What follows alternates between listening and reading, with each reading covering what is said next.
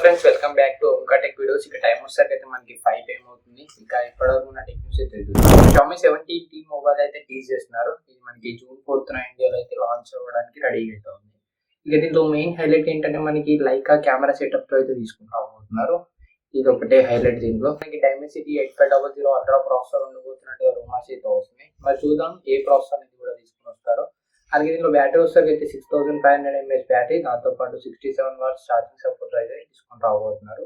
మెయిన్గా వచ్చేసరికి అయితే కెమెరా లవర్స్కి అయితే ఈ మొబైల్ అయితే బాగుండొచ్చు.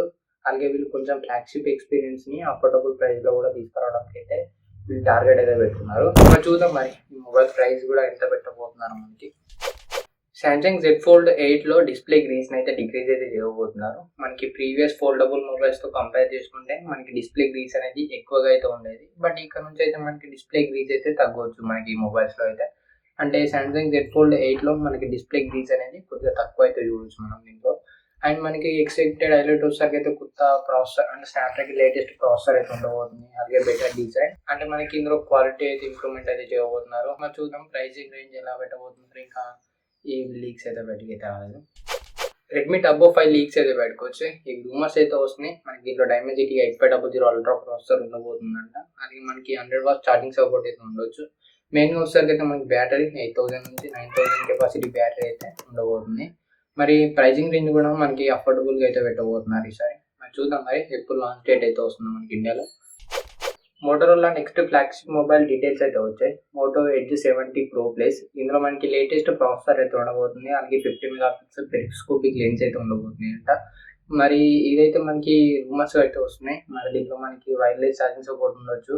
అలాగే మనకి ఫ్లాగ్షిప్ లెవెల్ పర్ఫార్మెన్స్ అయితే తీసుకొని రావచ్చు. మెయిన్గా వచ్చేసరికి అయితే కెమెరాలో మనకి ఈసారి ఎక్కువగా అయితే ఇంప్రూవ్మెంట్ అయితే చేయబోతున్నారు. బ్యాక్ సైడ్ కానీ ఫ్రంట్ సైడ్ కానీ.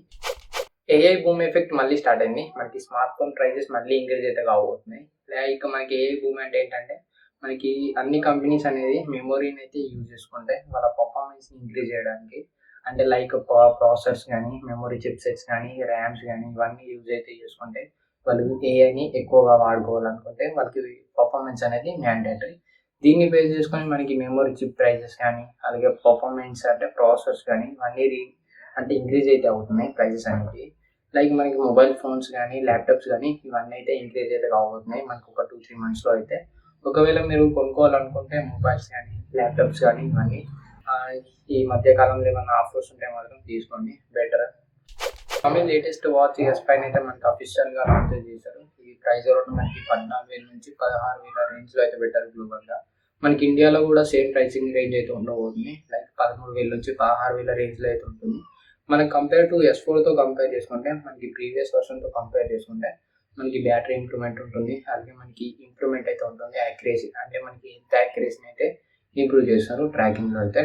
అండ్ మెయిన్గా వచ్చేసరికి అయితే మనకి బ్యాటరీ చాలా రోజులు అయితే వస్తుంది. అప్ టు 20 days వరకు అయితే వస్తుందని అయితే వీళ్ళు చెప్తున్నారు.